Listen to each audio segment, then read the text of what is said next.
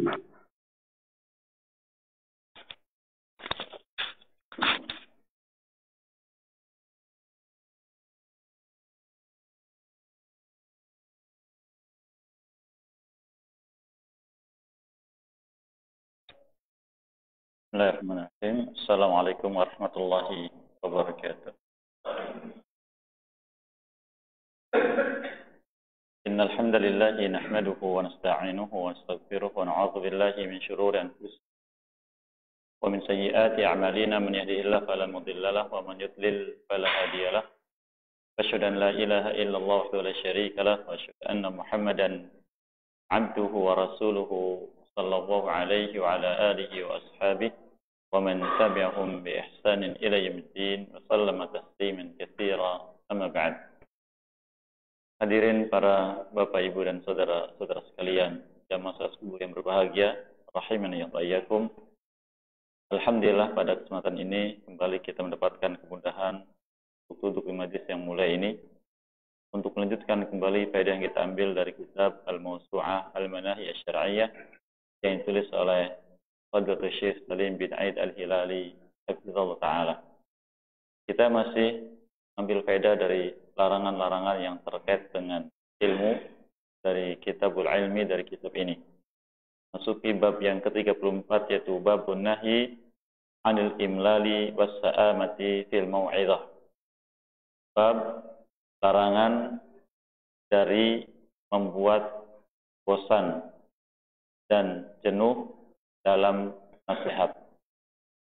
Bab ini khususnya bagi orang-orang alim yang menyampaikan ilmu, larangannya. Termasuk juga bagi kita orang awam pada umumnya. Karena ilmu yang maksudkan sebagaimana yang kita ketahui di majlis yang lalu, maksud dari ilmu adalah kita memahami petunjuk yang terdapat dalam ayat-ayat Allah dan sunnah Rasulnya Sallallahu Alaihi Wasallam, kemudian meyakininya dan mengamalkannya untuk bisa mendapatkan ridha Allah Subhanahu Wa Taala. Dan bukanlah yang maksud dengan ilmu adalah untuk memperbanyak informasi atau memperluas wawasan atau memperbanyak kitab yang diselesaikan dan semisalnya, tidak. Salam. Oleh karena dikatakan sebagian salaf, laisa al-ilmu bi kathrati riwayah wal hifz. Ilmu itu bukan dengan banyaknya riwayat atau banyaknya hafalan, tetapi dengan apa yang tertanam dalam hati, yaitu yang membekas dalam hati berupa keimanan yang kuat. Demikian juga mereka katakan tentang iman, yaitu tentang ahli iman. Mereka katakan ma faqa alaikum Abu Bakar bi kathrati sholati wala bi kathrati siyam walakin ma waqara fil qalbi. Abu Bakar tidaklah melampaui kalian dari sisi derajat kemuliaan dengan banyaknya salat atau banyaknya siyam, tapi dengan apa yang tertanam dalam hatinya, yaitu berupa iman. Karena kadang sebagian dari kita menuntut kepada guru kita atau orang alim kita untuk memperbanyak majelis. Mungkin kalau kita mau tiap hari majelis ilmu, ketika kita sudah cinta dengan ilmu, ketika kita sudah mendapatkan nikmatnya duduk di majelis ilmu, kita ingin setiap hari. Tapi keadaan manusia ini ada keadaan jenuhnya, atau disebut dengan keadaan futur. Nah, ketika sampai pada keadaan itu, dia jenuh, bosan, maka dia akan meninggalkannya. Dan dikhawatirkan ketika meninggalkan ilmu, maka lari dari ilmu. Sehingga menjadi trauma bagi dia ketika duduk di majelis ilmu. Sehingga sampai pada kadar benci, dan ini musibah. Keburukan yang besar. Oleh karenanya, majelis ilmu dianjurkan oleh para ulama dilakukan jarang-jarang. Dan yang paling ideal adalah sepekan sekali. Adapun terlalu sering, maka ini akan membuat jenuh. Jadi kita kembali kepada maksud dari ilmu yang kita cari. Untuk apa? Baik, kita lihat bab ini. Penulis Hafidz Ta'ala menyebutkan babun nahyi 'anil imlal was-sa'ama fil mau'izah. Bab larangan dari membuat bosan atau malas dan jenuh dalam nasihat. An Abi Wa'il qala, dari Abi Wa'il rahimahullah ta'ala mengatakan, kana Abdullah, adalah Abdullah yaitu Ibnu Mas'ud radhiyallahu anhu, yudzakirun nasa fi kulli yaumi khamis, memberikan nasihat, memberikan pelajaran dalam majlis ilmu kepada manusia setiap hari Kamis. Faqala lahu rajul, maka seorang yang hadir di majlisnya mengatakan kepada beliau, ya Abu Abdurrahman, wahai Abu Abdurrahman. Ini panggilan untuk beliau. Lawadadtu annaka dzakkartana kulla yaum. Ya, aku sangat suka bila engkau memberikan pelajaran pada kami setiap hari. Qal, apa kata beliau? Amma innahu yamna'uni min dzalika anni aqra'u an amal lakum. Adapun yang mencegahku untuk melakukan itu, yaitu menyampaikan ilmu setiap hari. Anni aqra'u an amal lakum, aku sangat tidak suka bisa menyebabkan kalian malas dan bosan, jenuh. Wa inni atakhawwalukum, sehingga aku memberikan pelajaran ilmu pada kalian dengan takhawul, yaitu jarang-jarang. Kama kana Nabi SAW yatakhawwaluna, sebagaimana itu dilakukan oleh Nabi SAW. Beliau memberikan nasihat pada kami, menyampaikan ilmu pada kami jarang-jarang. Yatakhawwaluna biha makhafata sa'amah. Beliau menyampaikan ilmu pada kami dengan jarang-jarang karena khawatir timbul kebosanan pada kami. Ya. Makhafata sa'amah alaina, timbul kebosanan pada kami. Ini alasannya. Untuk siapa? Untuk orang awam. Bahkan termasuk untuk talibul ilmi pun demikian. Oleh karenanya jangan terkejut kalau misalkan anak kita ini pondok pesantren, mereka jenuh, mereka bosan, bahkan inginnya apa? Kabur dan pulang. Karena memang demikian keadaannya. Jiwa manusia itu ada masanya dia bosan dengan sesuatu. Ini disampaikan oleh sahabat yang mulia Abdullah bin Mas'ud radhiyallahu anhu, menyandarkan kepada Nabi sallallahu alaihi wasallam. Dan inilah kebiasaan yang bagus dari para sahabat. Mereka tidaklah melakukan sesuatu melainkan apa yang mereka dapati dari Nabi sallallahu alaihi wasallam. Makanya sebagaimana saya pernah sebutkan, kita sebagai seorang muslim yang menginginkan jalan yang diridhai oleh Allah Subhanahu wa taala, dan kita sudah tahu jalan itulah jalan ilmu. Dan itulah jalan ilmu, sebagaimana sabda Nabi SAW menyebutkan, man salaka tariqan yaltamisu fihi ilman sahhalallahu lahu bihi tariqan ilal jannah. Barang siapa meniti jalan menuntut ilmu, maka dengan jalan itu Allah akan memberikan kemudahan baginya jalan yang menuju surga. Maka ketika kita sudah tahu bahwa jalan yang menghantarkan pada ridha Allah adalah jalan ilmu, maka kita ini harus punya ikatan kuat dengan ilmu. Itu dengan majlis ilmu dan orang berilmu. Punya ikatan dengan majlis ilmu dan orang berilmu. Sehingga hendaklah kita punya satu majlis yang kita rutin datang di majlis itu. Dan apabila kita luput suatu saat dari majlis tersebut, kita mencari informasi pelajaran apa yang disampaikan di majlis tadi. Ini bukti kita punya ikatan dengan ilmu dan majlis ilmu. Kemudian bila ada masalah-masalah yang kita hadapi, jangan mencari sendiri, tapi langsung kepada ahli ilmu. Dengan demikian berarti kita telah meniti petunjuk Al-Quran, di mana Allah SWT berfirman, "Fas'alu ahli dzikri in kuntum la ta'lamun." Ya, hendaklah kalian bertanya kepada ahli ilmu jika kalian memang tidak mengetahui. Dan ikatan kita dengan majlis ilmu ini sebagaimana juga wasiat dari Nabi kita SAW. Dia bersabda, "Idza marartum bi riyadil jannah farta'u." Qalu ya Rasulullah wa ma riyadul jannah? Qala hilaquz dzikr. Apabila kalian melewati taman-taman surga, maka singgahlah. Mereka bertanya, "Ya Rasulullah, apakah yang dimaksud dengan taman surga?" Dia katakan, halaqah ilmu, yaitu majlis-majlis ilmu. Nah, ini yang menjadi ikatan bagi kita. Namun, kadang suatu saat kita jenuh. Mengapa jenuh? Karena terlalu padat, terlalu banyak majlis, sehingga kita menjadi bosan. Hingga ambil satu atau dua majlis kita hadiri, kita punya ikatan dengan majlis itu, dan apa yang disampaikan di sana kita ikuti dengan rutin. Dan apabila kita dalam suatu saat ada uzur, maka kita pun berusaha mencari tahu informasi yang didapat dalam majlis tersebut yang kita tidak hadir. Ilmu apa yang kita luput. Hal ini sebagaimana yang terjadi pada para sahabat.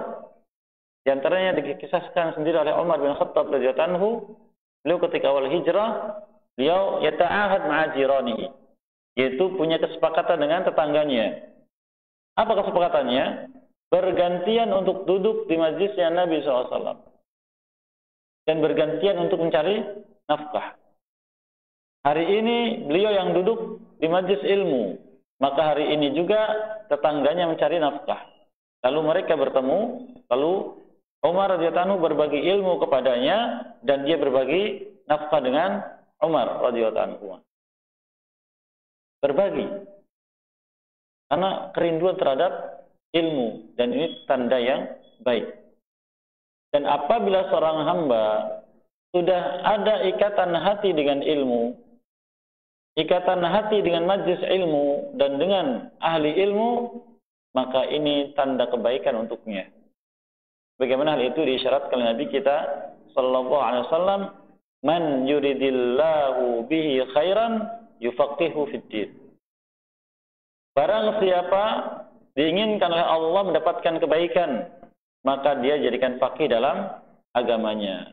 Faqih dalam agama yaitu faham tentang hukum-hukum agama dan beramal sesuai dengan petunjuk dari apa yang dia pahami. Oleh karena di sini Ibnu Mas'ud radhiyallahu anhu, beliau menyandarkan kepada Nabi sallallahu alaihi wasallam apa yang beliau alami, agar tidak ada kejenuhan pada diri kita terhadap ilmu. Karena kejenuhan mengantarkan pada kebosanan. Kebosanan mengantarkan pada kebencian, dan itu sangat berbahaya. Kadang sebagian kita memaksa anak-anak kita untuk belajar ilmu. Kita tidak paham tentang kondisi dia. Akhirnya timbul kebencian kepada ilmu. Sebagai contoh, ketika misalkan anak kita suatu saat dia dalam keadaan bosan untuk belajar baca Quran atau menghafal Al-Quran. Pernah mengalami itu Bapak Ibu? Ya, pernah mengalami pasti. Sehingga apapun dia tidak mau. Maka fahami itu, karena itulah keadaan manusia. Ada keadaan semangat, ada keadaan malas. Hal ini pun disyaratkan Nabi kita SAW dalam banyak riwayat beliau, ya, yang disebut dengan fatrah atau futur.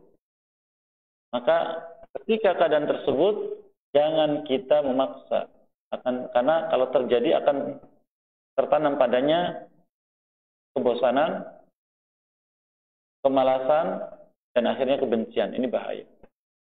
Maka kita lihat apa sebabnya, mengapa dia demikian, lalu kita cari solusi untuk dia mau kembali. Karena butuh adanya Apa itu? Kegiatan-kegiatan yang menghilangkan kebosanan tersebut. Kegiatan tersebut. Ini diantara gambaran. Kemudian dia juga bawakan riwayat berikutnya, masih terkait dengan bab ini. An Ikrimah an Abdullah ibn Abbas radhiyallahu anhuma qala Haddithin nas kulla jum'atin marrah fa in abaita fa marratain fa in aktsarta fa thalatha marrat wala tamal an-nas hadzal Qur'an wala ulfiyannaka ta'til qaum wa hum fi haditsin min hadithim fataqsur alaihim fataqta' alaihim hadithum fatamalluhum walakin ansit fa idza amaruka fahaddithhum wa hum yashtahuna fanzur as-saja' min ad-du'a fajtanibhu fa inni ahadtu Rasulullah sallallahu alaihi wasallam ashabahu la yaf'aluna illa al-ijtinab. Kata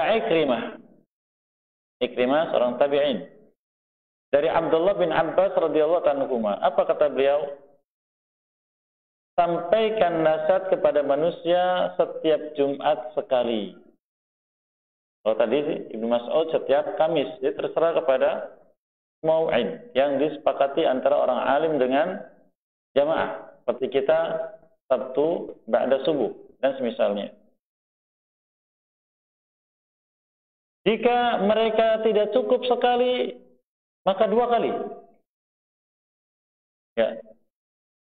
Dan jika mereka ingin tambah, maka 3 kali. Lalu wala tamallan nas hadzal Qur'an, dan jangan membuat manusia yaitu bosan dengan Quran. Jangan buat bosan dengan Quran. Jadi beliau menjadikan majlis Qur'annya maksimal dalam sepekan 3 kali. Kemudian kata beliau, suatu saat nanti akan datang satu kaum. Ya, mereka itu dalam penyampaian ilmu mereka, lalu mengkisahkan kepada mereka suatu kisah. Maka engkau menghentikannya atau engkau mengkisahkan kepada mereka kepada mereka.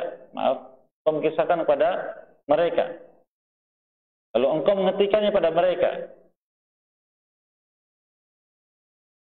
Dan membuat mereka bosan atau jenuh. Maka bila engkau mendapati mereka sudah mulai jenuh dari ilmu, maka diamlah. Jika mereka bertanya mengapa diam, artinya mereka merintahkanmu untuk bicara lagi, maka sampaikan ilmu itu kepada mereka lagi. Wahum yashtahuna, mereka sangat ingin mendapatkan ilmu. Di sini beliau menyampaikan wasiat kepada murid-muridnya, khususnya kepada yang menyampaikan riwayat ini yaitu Ikrimah rahimahullah taala. Yaitu apabila sedang menyampaikan ilmu lalu mendapati jamaah ini nampak kejenuhan, bosan. Biasanya apa itu kalau nampak bosan dari kita ketika duduk majelis ilmu?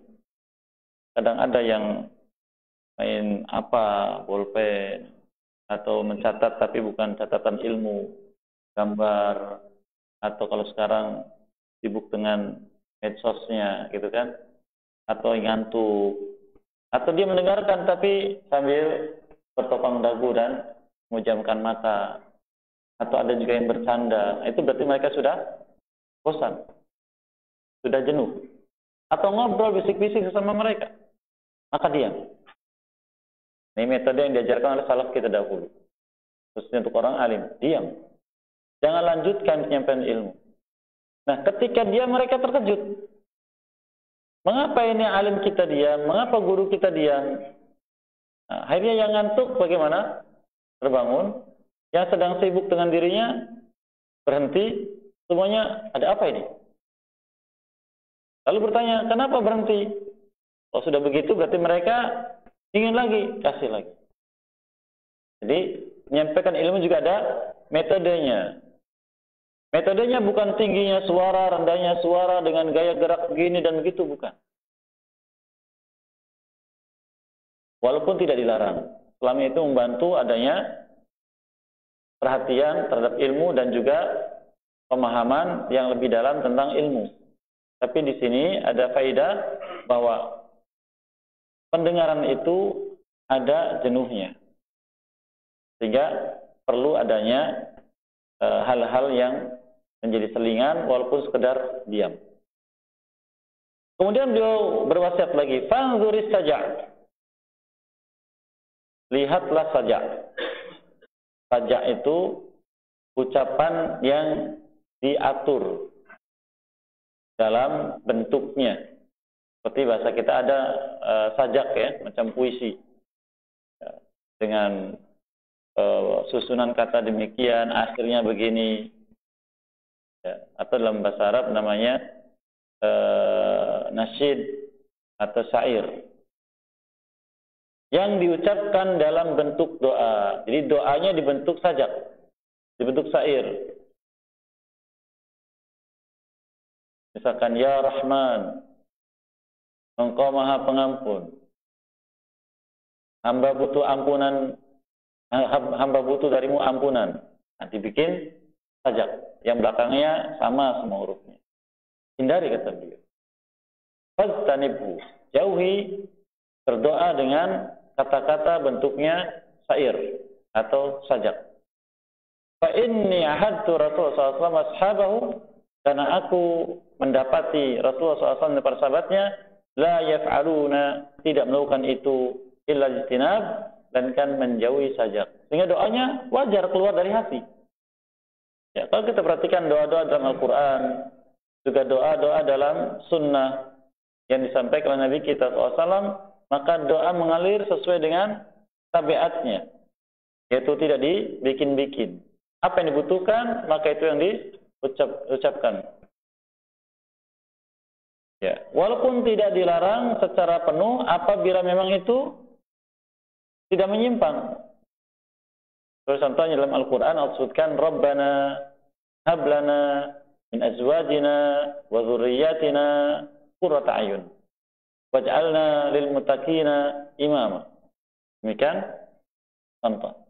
Tapi memang sesuai dengan kaidah bahasa dan mengalir sesuai dengan apa yang diinginkan dari isi doa untuk disampaikan. Adapun dengan bahasa-bahasa yang dibikin-bikin sampai dicari kata-kata yang aneh dan sebagainya, maka ini dihindari. Kemudian penulis Hafidz Ta'ala menyebutkan fikih dari bab ini. Apa kata beliau? Yang pertama, qala al-Khatib fil Jami' li akhlaqir rawi wa adab as-sami', Al-Khatib Al-Baghdadi rahimahullah ta'ala menyebutkan dalam kitabnya Al-Jami'. Kitab Al-Jami' ini kitab yang disusun oleh beliau tentang akhlak penuntut ilmu, atau khususnya akhlak bagi orang yang sibuk dengan ilmu hadis. Itu mengambil riwayat dari sana, mengambil riwayat dari sini. Dia susun. Menunjukkan bahwa para ulama kita punya perhatian besar tentang masalah akhlak. Dan orang yang paling patut untuk berakhlak adalah mereka yang sibuk dengan ilmu syar'i atau punya kecintaan terhadap ilmu syar'i. Sehingga kita ini ketika sudah ada kecintaan pada ilmu, maka fokus kita adalah bagaimana berubah akhlak. Dan sebagaimana dikatakan oleh Al-Imam Al-Hasan Al-Basri rahimahullah ta'ala, akhlak mulia ada pada 3 perkara. Dikatakan al-khuluq fi thalatha. Akhlak mulia ada pada 3 perkara. Yang pertama dikatakan basasatul wajhi. Basasatul wajhi yaitu tampil dalam hidup, berjumpa dengan manusia dengan wajah yang berseri-seri. Ditampil dengan siapapun wajahnya segar, menyenangkan orang. Walaupun kita mungkin secara tabiat pendiam atau pemalu, dan semisalnya, tapi ketika jumpa dengan orang basasatul wajhi, yaitu berseri-seri. Kemudian yang kedua, wa badzul wus'i, atau maaf, bazlun nada. Bazlun nada yaitu suka menolong orang, suka membantu. Apapun yang dibutuhkan oleh orang dan apapun yang kita mampu. Yang ketiga,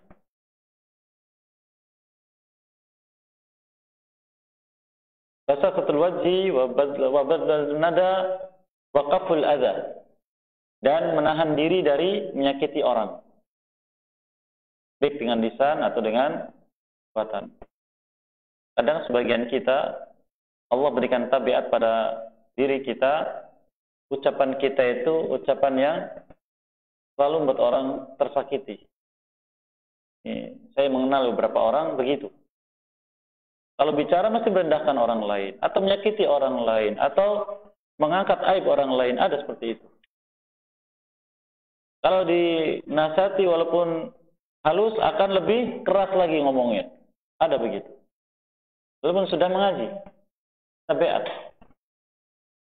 Ketika kita paham, oh saya termasuk tipe seperti ini, maka segera untuk dihentikan. Baik. Beliau sebutkan bab dalam kitab ini, karahiyatu imla lis-sami' wa ijjarihi bituli imla'il hadis wa iktsarihi. Dibenci membuat orang yang mendengarkan ilmu bosan dan menyebabkan mereka gaduh dengan sebab lamanya penyampaian ilmu dan banyaknya ilmu. Oleh karenanya, ilmu yang disampaikan itu dan ilmu yang kita pelajari, sekali majlis satu macam ilmu, sehingga fokus. Satu macam ilmu sehingga fokus. Dan tidak perlu lama. Oleh karenanya, ini yang barangkali menjadi catatan bagi kita ketika ada acara semacam tabligh akbar. Berapa lama itu Bapak Ibu? 3 jam. Tapi saya kagum dengan pembicaranya. Kuat. Masya Allah. Kuat. Kitanya bagaimana? Bosan. Ya, duduknya penat, ya kan, panas.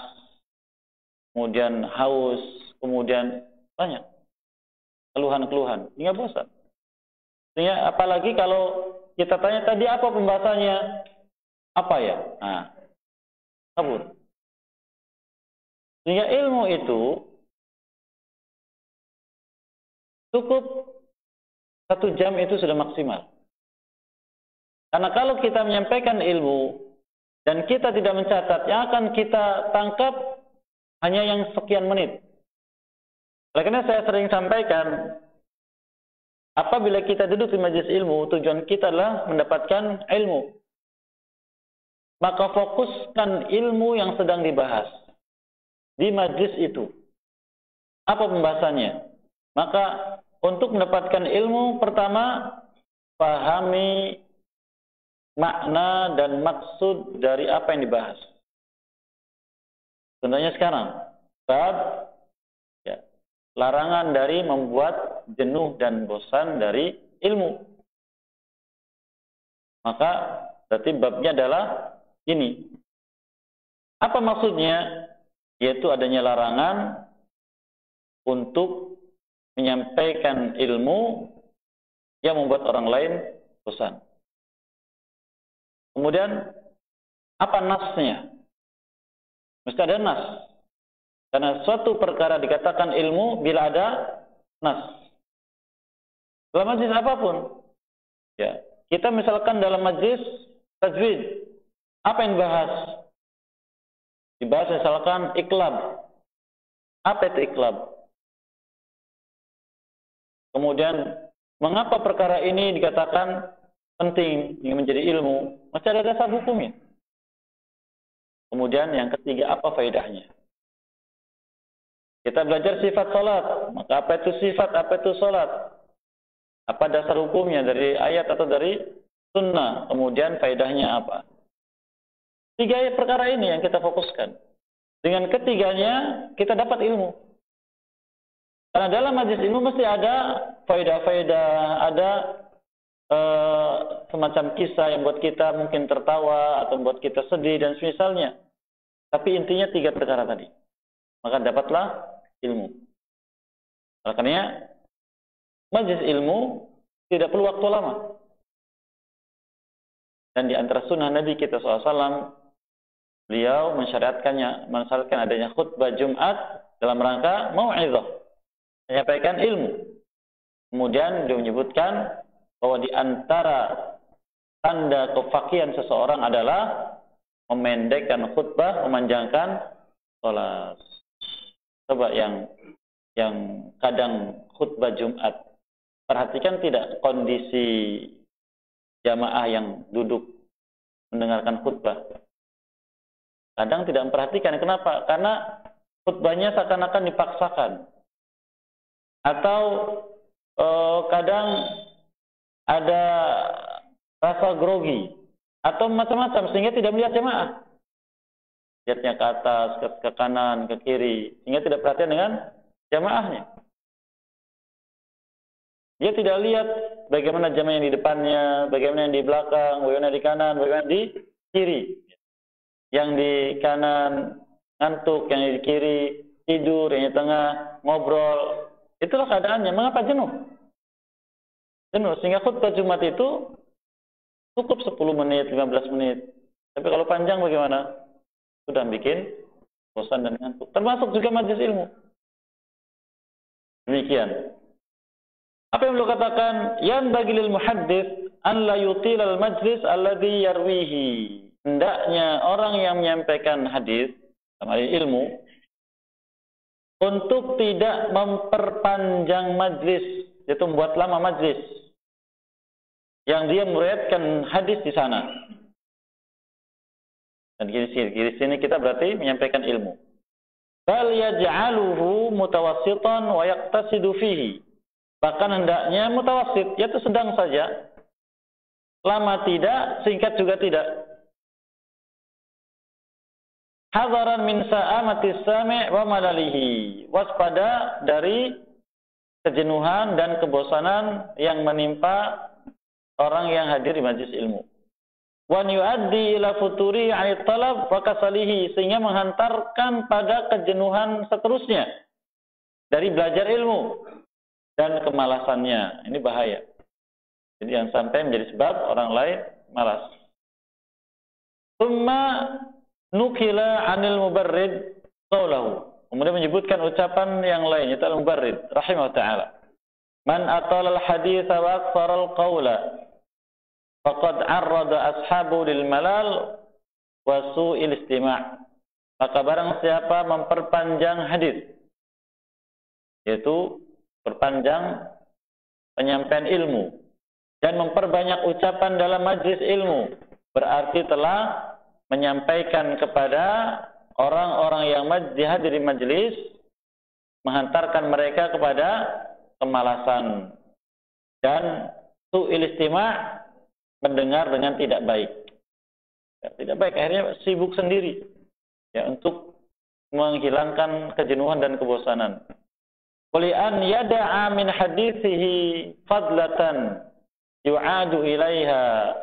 Dan hendaknya meninggalkan penyampaian ilmunya yang hal itu menjadi fadlah. Fadlah yaitu sesuatu yang tidak dianggap oleh mereka.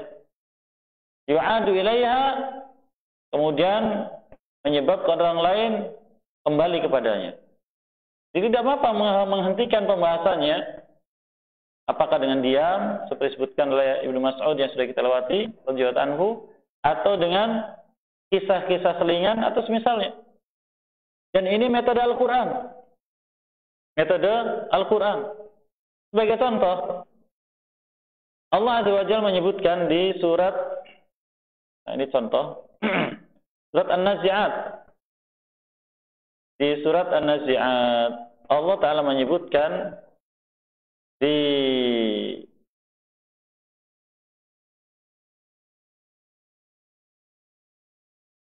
Allah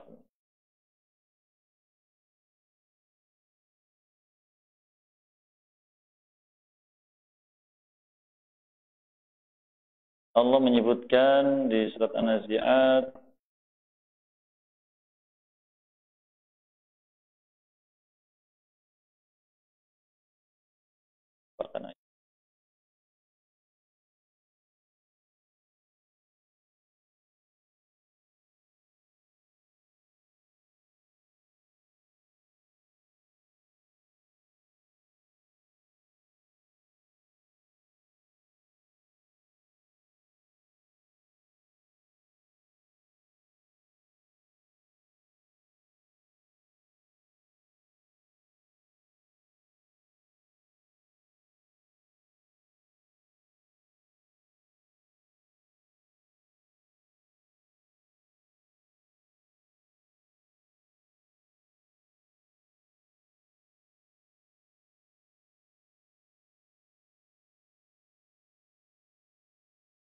jadi dilupakan tempatnya.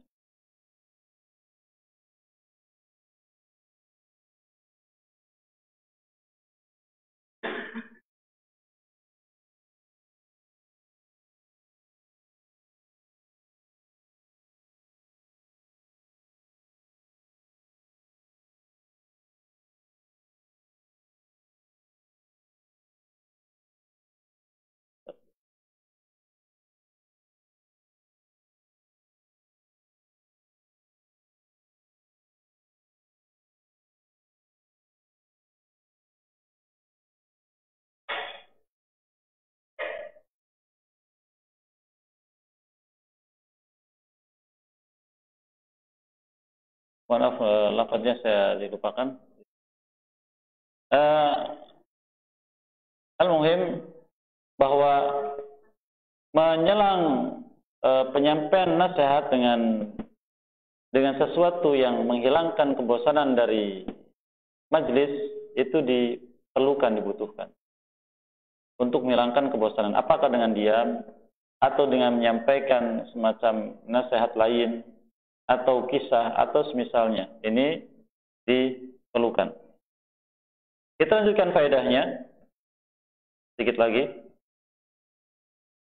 Dia katakan, wa rawa an Abdullah ibn al-Mu'taz qawlahu min al-muhadditsin man yuhsinu an yasma' wa yastami'. Di antara ahli hadis, selama ini adalah orang alim, ada yang memang tabiatnya ketika menyampaikan ilmu bagus dan disukai. Oleh karena mungkin sebagian orang bertanya, kenapa kalau Ustadz Fulan yang menyampaikan ilmu orang-orang suka dan mau duduk, tapi kalau yang lain mereka tidak mau? Nah, ini ada sebab. Apa sebabnya? Pertama, tabiat. Dan itu karunia dari Allah Azza wa Jalla. Ada tabiat orang yang bicaranya bagus, bahasanya santun, pemisalannya bagus dan semisalnya, ditambah keluasan ilmu. Ada yang tabiatnya memang begitu, bicaranya lurus, yang orang lain ngantuk. Dapat itu, Pak, Ibu? Lurus saja. Ilmu saja. Tidak peduli orang mau bosan, mau tidak, yang penting saya menyampaikan ilmu. Ada yang begitu. Ada yang memang tabiatnya kasar. Kalau lihat di majlisnya ada yang ngantuk, ditunjuk lalu diomongi, sehingga orang lain lihat, malu saya diomongin begitu. Karena ngantuk kan menerima siapapun, ada yang begitu. Dan macam-macam. Oleh karena mungkin kita pernah mendapati mengapa Syekh Muhammad bin Shalih Al-Utsaimin rahimahullah taala dimanapun beliau hadir majlisnya selalu ramai. Saya pribadi pernah penasaran. Ternyata beliau rahimahullah taala ketika di majlis ada sisi-sisi canda, ada sisi-sisi yang juga membuat orang lain suka. Ya. Contohnya beliau ketika menyampaikan ilmu, beliau hentikan. Lalu bertanya dengan menunjuk orang, tunjuk berdiri. Lalu bertanya, tidak bisa menjawab, jangan duduk. Ya, jangan duduk, berdiri terus. Nanti tunjuk lagi yang lain, kamu jawab, tidak bisa, tetap berdiri. Sampai mungkin 10 orang berdiri.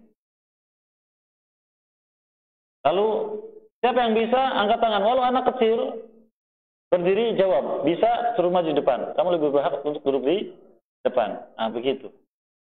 Sehingga orang yang suka ilmu bagaimana? Tertantang. Orang yang tidak suka dengan metode itu mundur kemudian lari. Itu di antara contohnya. Syekh bin Baz rahimahullah taala. Beliau di antara metodenya adalah metode santun. Walaupun beliau rahimahullah taala, dan ini merupakan rahmat dari Allah. Allah ambil pandangan beliau dari sejak usia remaja. Beliau santun sekali rahimahullah taala. Beliau ketika ada orang bertanya, beliau doakan dulu. Beliau doakan. Kemudian beliau jawab, kemudian mendoakan lagi. Jadi orang senang. Nah, saya bertanya, nanti dapat doanya, Syekh. Itu kadang yang kita tidak miliki. Nah, sisi ini yang tidak dimiliki oleh orang yang menyampaikan ilmu dan ilmunya tidak diambil dari guru-guru yang memang asli ahli ilmu. Sehingga pentingnya belajar ilmu dari ahlinya. Ini contoh saja. Kemudian wa yattaqil imlal bi ba'dil iqlal. Ada juga dari mereka yang berusaha untuk menghindarkan kemalasan menghinggapi orang yang mendengarkan dengan beberapa bentuk cara yang kita sebutkan tadi, apakah dengan diam atau selingan kisah dan semisalnya. Wa yazidu idza stamla minal uyuni al-istizadah. Dan apabila melihat dari jamaah semangat untuk mencatat, semangat untuk mendengar dan semisalnya, maka ditambahi lagi. Bahkan sebagian mereka mengatakan al-azid, tambahi, maka tambahi, maka bicara lagi. Cukup, lagi, tambahi lagi, begitu. Jadi seperti kita, orang tua menyuapi anak makan. Nambah enggak? Nambah, karena enak lauknya. Tambah lagi, ya, begitu. Kalau enggak. Oh. Itu. Sama. Kita duduk majelis ilmu juga sama seperti kita makan. Kalau makan itu untuk fisik, kalau ilmu untuk dua. Lalu katakan, wa yadri kaifa yafsil wa yasil. Dia paham kapan harus melanjutkan, kapan harus menghentikan. Wa yahki wa yushir. Ya, kadang menciptakan kisah, kadang menunjuk, yang saya sebutkan tadi metodenya. Fadzaka yuzinul adab. Ini menghiasi adab dalam majlis ilmu. Kama yatazayyanu bil adab. Ya, seperti yang akhirnya dia sendiri menghiasi dirinya dengan adab. Ini penting seperti itu. Kemudian dikatakan wa minal ma'lum budahatan annal mustami' asra'u malalan minal mutakallim. Dan seperti yang kita pahami bahwa orang yang mendengar itu lebih cepat bosan dan jenuh daripada yang bicara. Kita kalau bicara itu mungkin 2 jam kuat. Ya. Mengapa? Ada semangat kalau sudah bicara masalah ilmu. Contohnya kita saja kalau cerita tentang suatu kejadian, bagaimana? Semangat. Orang yang mendengar bagaimana? Bosanlah, dia sudah cerita berapa kali ini. Nah, kan begitu. Cepat bosan. Tapi yang bicara semangat. Wa annal quluba tamallu kama tamal abdan. Dan hati juga bisa jenuh seperti badan kita penat. Kalau sudah terlalu sering atau terlalu lama akan penat. Demikian juga dengan hati. Ini kalau terkait dengan ketaatan. Ketaatan itu membuat jiwa bosan. Maka pahami itu. Berbeda dengan maksiat. Kalau maksiat tidak ada bosannya. Coba saya contoh. Orang yang judi. Kalah, apa berhenti? Berhenti tidak? Penasaran terus. Semakin besar terus larut. Tidak ada bosan. Ya. Minum khamar. Tidak enak minum khamar. Sekali minum bagaimana? Lagi. Terus begitu. Itu sifat dari maksiat. Kalau sifat ketaatan bosan. Oleh karena Nabi kita SAW juga menyebutkan namanya riwayat hadis beliau tentang jangan memaksakan diri sholat malam. Kalau bagaimana?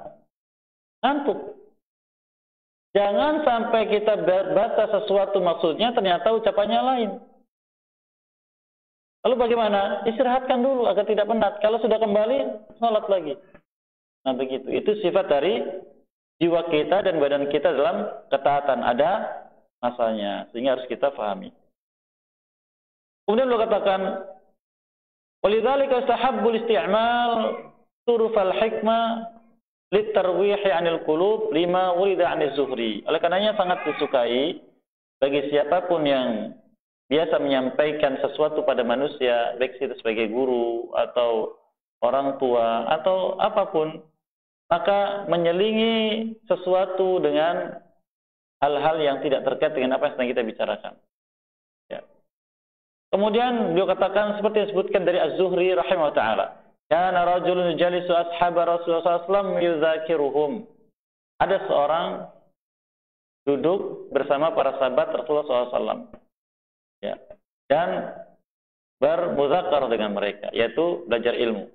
Fa idza kasara wa faqula alaihi al-hadits qala innal udhun majjajah wa inna lil qalb hamdah. Ala fahatu min asy'arikum wa hadithikum. Ya. Maka ketika sudah banyak yang disampaikan dan berat bagi jiwa untuk menerima dari hadis yang disampaikan, kemudian dikatakan telinga ini majjajah. Majjajah itu artinya ada batas maksimal mendengarkan berita. Ya. Demikian juga dengan hati. Ya.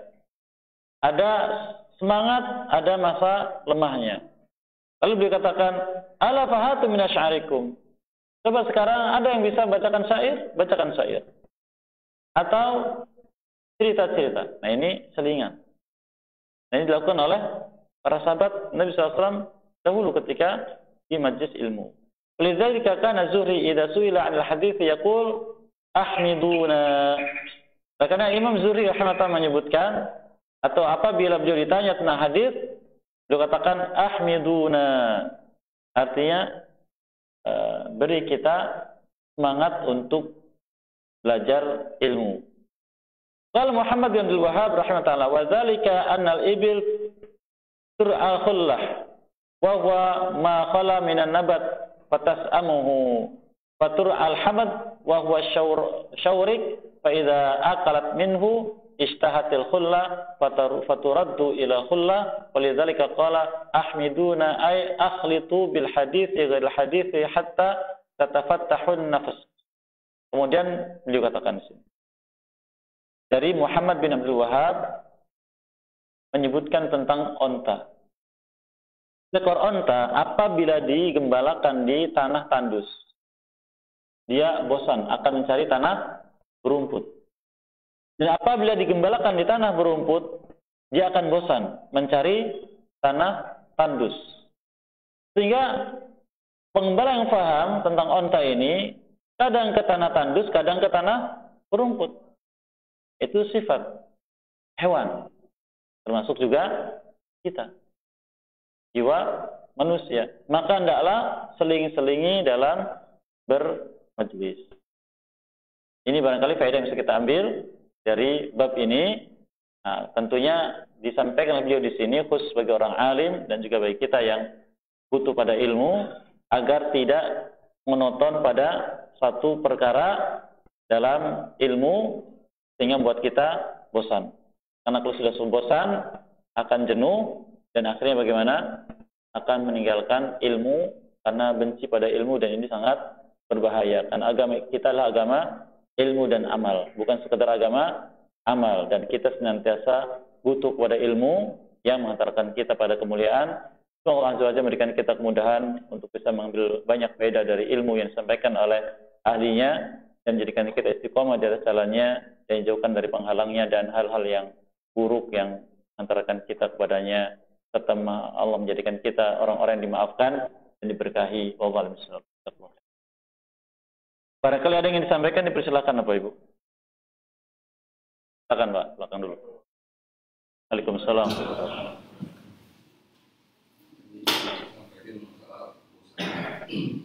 Tapi di sisi lain kita ini memang nggak punya ilmu gitu saja. Tapi kadang-kadang ada terbesit memilih ustaz. Kalau saya ini banyak orang harganya ini hanya banyak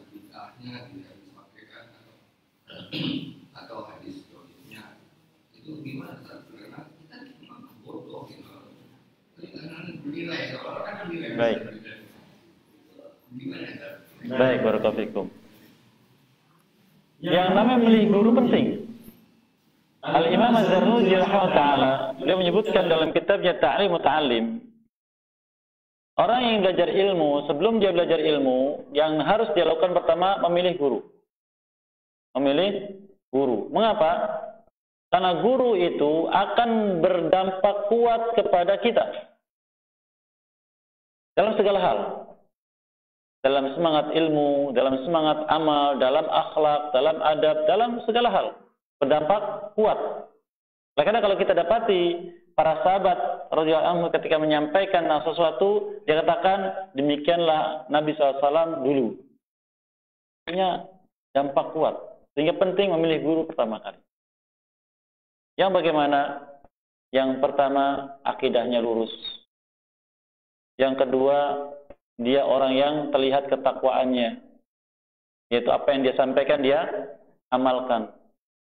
Orang yang akhlaknya mulia. Tadi disebutkan akhlak mulia menurut Al-Imam Al-Hasan Al-Basri rahimahullah ta'ala. Demikian. Ini dulu yang utama. Kalau sudah ini yang kita dapatkan, maka mesti ilmu yang disampaikan tidak akan lepas dari ini. Tapi kalau akidahnya menyimpang bagaimana? Ya mesti akan disampaikan. Kalau ketakwanya kurang, ya disampaikan macam-macam. Sehingga jangan aneh kalau kita dengar ceramah-ceramah dengan pengeras suara itu, ketika mengambil dalilnya apa itu? Syair lagu, ya kan? Dalil syair lagu sebagai penguat. Nah, karena memang ketakwanya kurang. Karena akhlak yang mulia. Akhlak mulia itu apabila mendapati orang tidak punya adab, dia tidak akan katakan, kamu jangan begitu. Tidak baik. Dia akan malu. Nah, orang lain melihat semua ke saya nih. Itu perhatikan dia. Tapi ketika selesai majlis, siapa nih orangnya? Oh fulan nih, baju ini, peci ini, orangnya begini. Selesai majlis, datangi. Assalamualaikum warahmatullahi wabarakatuh. Ya Allah, saya senang dengan Anda. Rajin belajar ilmu. Saya selalu melihat Anda hadir. Subhanallah. Jadi ada satu yang barangkali saya kurang berkenan. Kalau boleh saya sampaikan, saya sampaikan. Kalau Anda tidak suka, saya tidak sampaikan. Memperhatikan apa itu? Kejiwaannya. Jangan sampai lari dari majelis ilmu. Oh ya, sampaikan Ustaz. Insya Allah saya tidak akan terima. Sampaikan. Oh begitu ya. Ya maaf Ustaz. Nah, ada penerimaan, ada qabul. Itu yang penting. Dan jarang ini dimiliki oleh orang-orang alim. Nah, ini kalau sudah kita kenal, maka silakan. Dan itu memang dianjurkan. Kemudian kalau ternyata kita tidak kenal orang ini siapa, akidahnya bagaimana, ketakwaannya bagaimana, akhlaknya bagaimana, kita tidak kenal, tapi dia menyampaikan ilmu.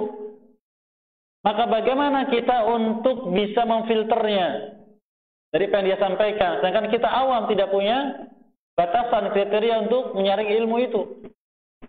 Maka kembalikan kepada petunjuk Nabi SAW. Ketika datang seorang kepada beliau, dia mengatakan, kau ingin bertanya kebaikan dan keburukan? Dia katakan kebaikan itu apa yang membuat hatimu tenang. Keburukan apa yang membuat hatimu galau dan kau tidak suka bila melakukan itu, manusia melihatmu. Maka pertama kali hadirkan fitrah kita. Apa itu fitrah? Keadaan jiwa yang cenderung pada ketaatan kepada Allah.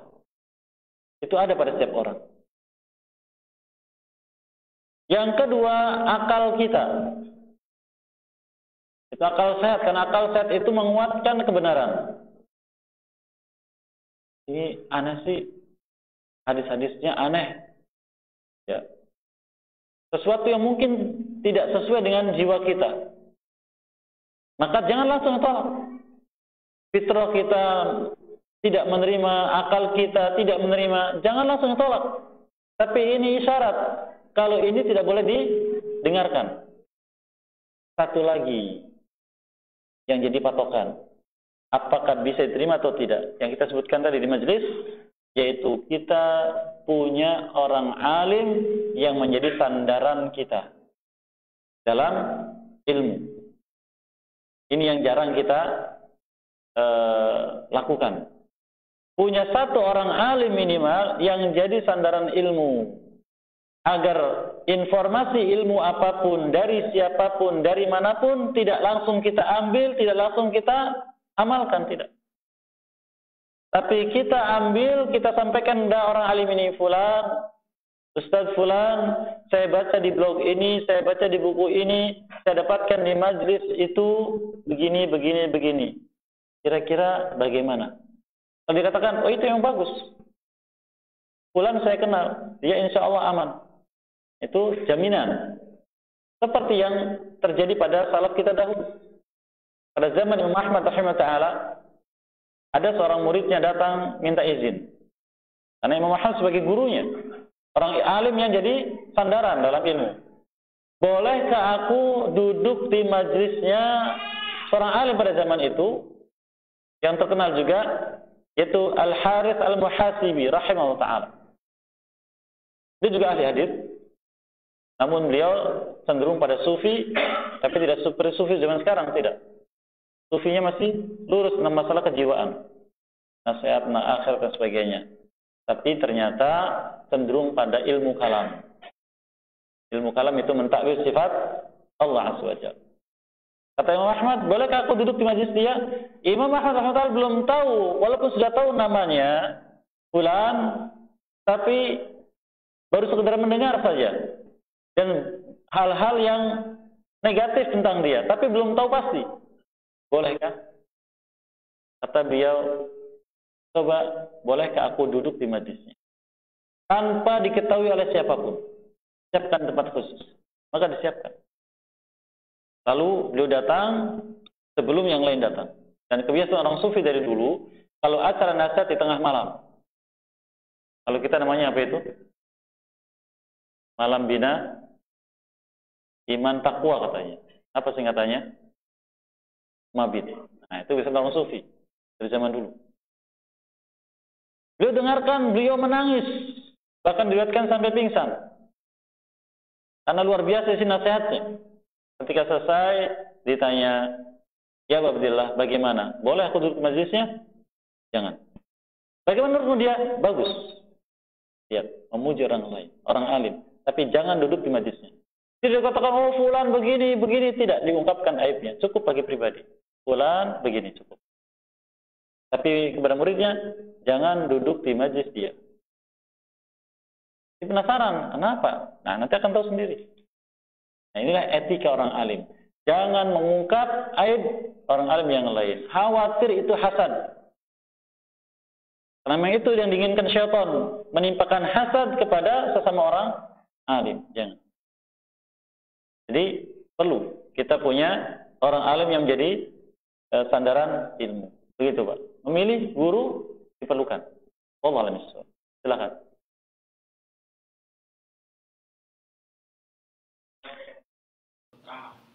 Di situ kita mendapatkan hadis dengan satu tidak jelas. Apakah sahih, dhaif, apakah tidak? Apakah kita bisa menggunakan hadis tersebut? Kemudian yang kedua, apakah benar pendapat bahwasanya Imam At-Tirmidzi terlalu bermudah-mudahan dalam menilai hadis sahih? Sebetulnya sih hasan sahih diberi tapi dijadikan sahih. Gimana? Baik, barakallahu fikum. Yang pertama, apabila kita ingin menyampaikan ilmu khususnya dari Nabi SAW, maka berhati-hati. Kalau kita belum bisa memastikan kesahihan hadis tersebut, tahan diri. Tahan diri. Ada kaidah dari beliau SAW, da'ma yaribuka ma ila ma la yaribu. Tinggalkan yang membuatmu ragu kepada yang tidak membuatmu ragu. Dan apabila kita memaksakan diri khawatir, itu dicela oleh Nabi SAW. Termasuk bagian dari dusta yang sudah kita lewati. Dia katakan, man kadzaba alayya muta'ammidan falyatabawa maq'adahu minan nar. Barang siapa berdusta atas namaku dengan sengaja, maka berarti dia sudah menyiapkan tempat duduknya dalam api neraka. Maka dihindari. Sampai jelas dan pasti ini sahih. Seperti itu. Yang kedua, Imam Tirmidzi rahimahullah subhanallah, beliau ini termasuk keajaiban yang memberikan pada makhluk Allah SWT. Mungkin kita mendengar namanya, setelah mendengar namanya kagum, Masya Allah. Kalau kita lihat fisiknya, kita terkejut. Seperti Syekh bin Baz rahimahullah. Orang yang belum kenal beliau kagum, ya kan? Ya Allah, luar biasa. Lihat fisiknya, betulkah? Allah ambil pandangannya. Termasuk Imam Tirmizi, Allah ambil pandangannya. Termasuk Imam Syatibi, rahmatullah, Allah ambil pandangannya. Tapi ketika Allah mengambil pandangannya, diberikan kekuatan khusus dalam pendengaran dan hati. Imam Tirmizi, rahmatullah, termasuk ulama hadis yang luar biasa. Beliau berkata, ilmu ilal tentang hadis seperti ilmu sihir bagi orang awam. Ilmu mengetahui cacatnya hadis itu seperti ilmu sihir bagi orang awam, sulit untuk mempelajarinya. Tidak sembarang orang artinya.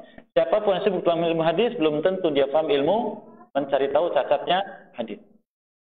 Dan beliau punya metode sendiri.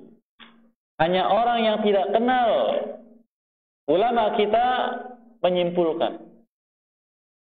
Termasuk mereka mengatakan Imam Hakim rahimahullah itu orang yang mutasahil, terlalu bermudahan dalam mengatakan sahih. Padahal hakikatnya tidak begitu. Mereka ini ulama hadis yang luar biasa. Imam Tirmizi rahimahullah punya metode sendiri. Imam Hakim rahimahullah punya metode sendiri. Dan itu setelah dicari tahu tentang bagaimana mereka menyusun kitab-kitab hadis tersebut. Lalu memberikan komentar. Oleh karenanya apabila kita cermati buku-buku ilmu hadis yang dituliskan para ulama seperti Al-Imam Ibnu Katsir dalam Al-Bahith Al-Hasis dan yang lainnya memberikan penjelasan. Ya, memberikan penjelasan bahwa diantaranya ini ucapan ulama secara umum. Imam At-Tirmidzi rahimahullah ketika menyebutkan hadza haditsun sahih, ini sahih menurut beliau. Tapi menurut yang lain itu bisa di bawah itu.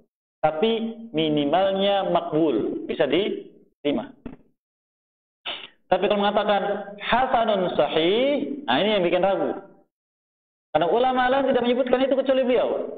Maka mereka husnudzon. Nah ini yang harus ada pada diri kita. Husnudzon pada orang lain. Maka sebagian orang mengatakan bisa jadi maksud hadis itu adalah riwayat ini memang derajatnya di bawah sahih, di atas hasan. Dia bingung masuk sahih atau masuk hasan. Maka hasanun sahih. Ini takwil ulama yang lain. Memahami ucapan beliau. Yang lain mengatakan, oh tidak. Mungkin ada dua jalan. Satu jalan sahih, satu jalan hasan. Sehingga hasan sahih. Tapi kalau beliau berkata begitu, yang lain mengatakan, ini jaminan hadisnya sahih. Artinya makbul, diterima. Karena beliau apabila menyebutkan catatan khusus, la najidu illa min hadzal wajhi. Kami tidak mendapati kecuali dari jalan ini, maka berarti hadis itu sesuai dengan yang beliau sebutkan.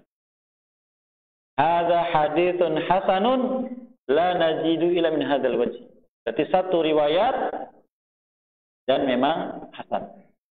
Nah itu takwil para ulama. Jadi beliau bukan orang yang mutasahil.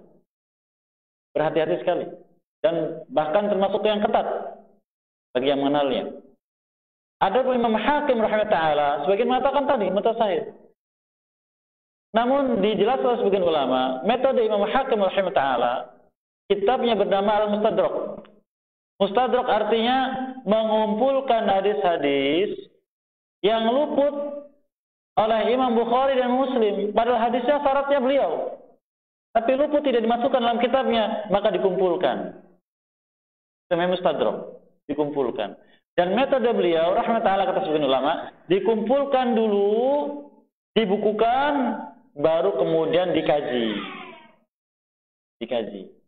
Maka beliau katakan, ini sahih, ini sahih, ini sahih. Ini sesuai dengan kaidah beliau, tapi setelah dikajikan. Dan Allah wafatkan beliau sebelum selesai mengkajikan kitabnya Mustadrak. Sisanya dilanjutkan oleh muridnya yang kurang paham dengan metode itu. Ini sebagian pendapat. Sehingga seakan-akan mutasahil. Pendapat yang kedua mengatakan, Imam Hakim memang demikian.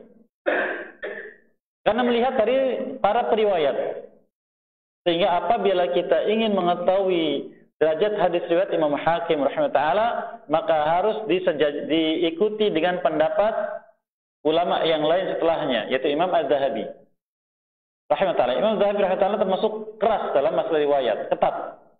Sehingga kalau dikatakan wa wafaqaz Zahabi dan disepakati oleh Imam Az-Zahabi, maka berarti hadisnya betul, sahih sesuai dengan hal itu. Tapi bila dikatakan dhaif, maka dhaif. Namun mereka mengatakan juga, apabila Imam Hakim rahimahullah mengatakan hadis ini dhaif, cukup, berarti dhaif. Tapi kalau Imam Zahabi mengatakan hadis ini dhaif, nanti dulu, belum tentu. Seperti itu. Mengapa? Karena kesimpulan mereka, Imam Hakim begitu mudah menyebutkan sahih. Jika mengatakan dhaif, ya sudah, sesuai dengan sifatnya. Tapi Imam Zahabi orang yang terlalu ketat, dia mengatakan ketika dhaif, ya nanti dikaji lagi. Bisa jadi ada jalan yang lain. Ini gambaran tentang nilai riwayat. Jadi hanya orang yang paham tentang metode-metode mereka itu akan mendapatkan kesimpulan seperti itu. Ada pun mengatakan dengan mudah begitu dan begini, maka mereka tidak mengenal hakikat dari metode ulama kita yang menuliskan kitab-kitab hadis tersebut, dan kita harus berhati-hati tentang nilai tersebut. Allah. Saya bacakan Ustaz, saat ini pemerintah sedang berikan vaksin untuk pencegahan virus COVID kepada masyarakat meski di daerah yang sudah divaksin mengalami kasus dan isu tetap terkena COVID meski sudah divaksin. Adanya ketakutan masuknya virus divaksin. Virus berasal dari Cina yang rendah kualitasnya. Bagaimana sikap kita menyikapi hal itu? Syukran. Allah.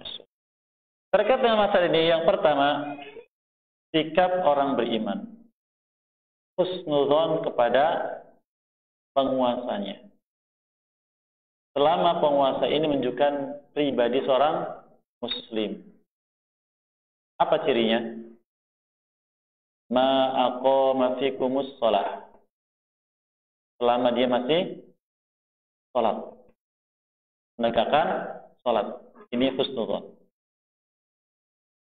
Yang kedua, jangan takut dengan makarnya musuh-musuh Allah, baik orang kafir atau orang munafik. Karena Allah sendiri yang telah memberikan kepada kita apa itu? Penangkalnya. Allah berfirman, "Wa makaru wa makarallah. Wallahu khairul makirin." Mereka buat makar. Allah bikin makar untuk mereka. Dan makarnya Allah lebih baik. Yang ketiga, urusan mati itu hak Allah Azza wa Jalla. Urusan sakit pun demikian. Kalau seseorang sudah taat kepada Allah dan Rasulnya serta pemimpin mereka, yang firmankan di surat An-Nisa, "Wati'a ya ayyuhalladzina amanu ati'u Allah wa ati'ur rasul wa ulil amri minkum." Taatlah pada Allah dan Rasulnya serta pemimpin kalian. Sudah dijalani, ternyata mendapatkan madarat. Ini semua takdir Allah. Allah firmankan bagaimana di surat At-Taghabun, "Ma asaba min musibatin illa biiznillah." Tidak ada sesuatu pun yang menimpa kalian melainkan dengan izin Allah. Wa may yu'min billahi yahdi qalbah. Maka barang siapa beriman kepada Allah, Allah berikan petunjuk pada hatinya. Kalau kemudian menimpa sesuatu, bersabar. Bersabar. Dan itu kebaikan yang Allah inginkan. Karena ibadah hati ada sebabnya. Bersabar. Kemudian bagaimana Ustaz kalau ternyata sampai pada kematian? Kita semua akan mati. Ya kan? Baik cepat atau lambat. Sebab apapun. Sebab apapun. Kita ambil pelajaran. Ada seorang alim di negeri kita, rahimahullah, Allah mengampuni beliau dan kita semua dan memberikan rahmat di kuburnya. Beliau ditusuk oleh orang yang hasad, ya tidak? Masyhur kan? Nyawa taruhannya. Allah selamatkan. Tapi Allah sudah menetapkan ajalnya dengan virus. Bukan, dengan sesuatu. Virusnya sudah sembuh katanya kan. Tapi Allah sudah tetapkan ajalnya dari sisi yang lain. Ini pelajaran besar. Kita ini semua akan mati, baik lambat atau cepat. Terbebas dari ini, ada lagi pintu yang lain. Terbebas dari itu, ada lagi pintu yang lain. Maka ikuti wasiat Allah. Kapanpun kita mati, kita harus berpegang teguh dengan Islam. Allah wasiatkan, wala tamutunna illa wa antum muslimun. Jangan sampai kalian mati kecuali tetap menjadi seorang muslim. Ya. Jadi itu yang dicari. Itu yang harus dilakukan. Jangan takut dengan apapun. Oleh karenanya, orang-orang kafir takutnya pada orang beriman lebih dari takutnya mereka kepada singa. Karena orang beriman itu, mereka berjalan di muka bumi, tidak ada yang mereka takuti kecuali Allah Azza wa Jalla. Kematian bukan sesuatu yang mereka benci. Karena akan pasti hadir.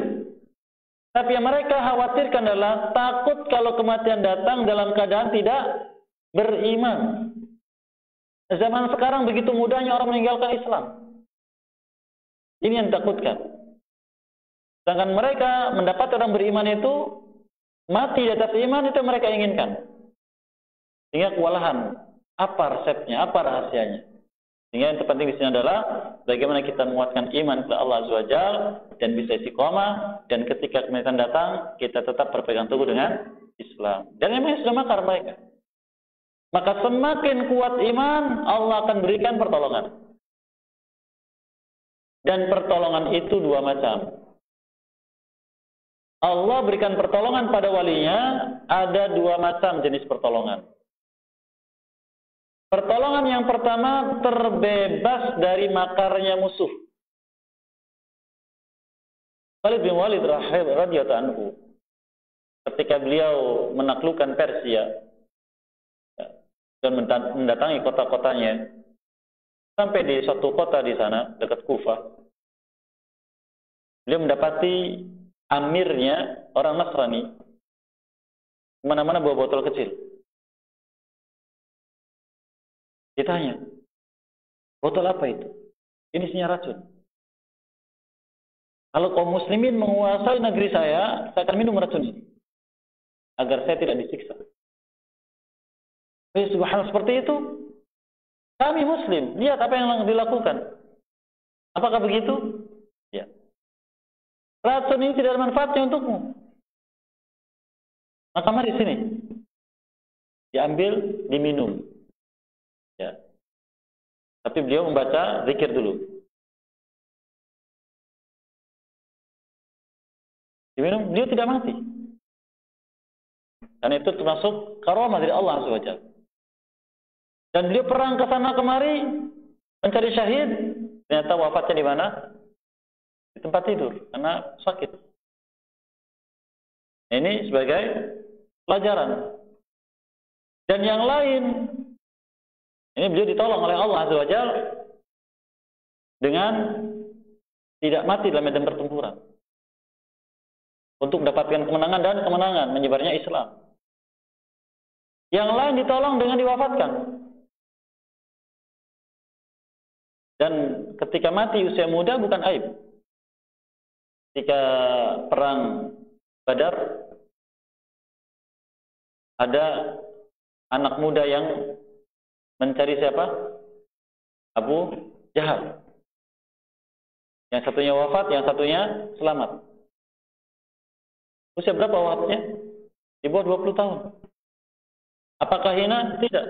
Karena Allah ketika menolong hambanya itu dengan apakah diwafatkan di dunia dalam keadaan iman, yaitu kemuliaan, ataukah diberi panjangnya usia dengan ketaatan. Dan itu adalah kebaikan.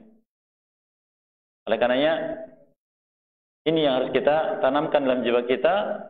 Jangan takut pada makarnya musuh-musuh Allah, tapi tetaplah istiqomah di atas iman. Allah akan berikan petunjuk. Wa may yu'min billah yahdi qalbahu. Barang siapa beriman kepada Allah, maka Allah akan berikan petunjuk ke dalam hatinya. Wallahu a'lam. Cukup Bapak Ibu. Saya demikian, mohon maaf atas kesalahan dan kekeliruan. Semoga Allah maafkan kita semua dan apa yang baik semua diberkahi dan mudahkan bisa mengamalkannya dan maafkan kesalahan kita dan mengampuni dosa-dosa kita sekalian. Wassalamualaikum warahmatullahi wabarakatuh. Assalamualaikum warahmatullahi wabarakatuh.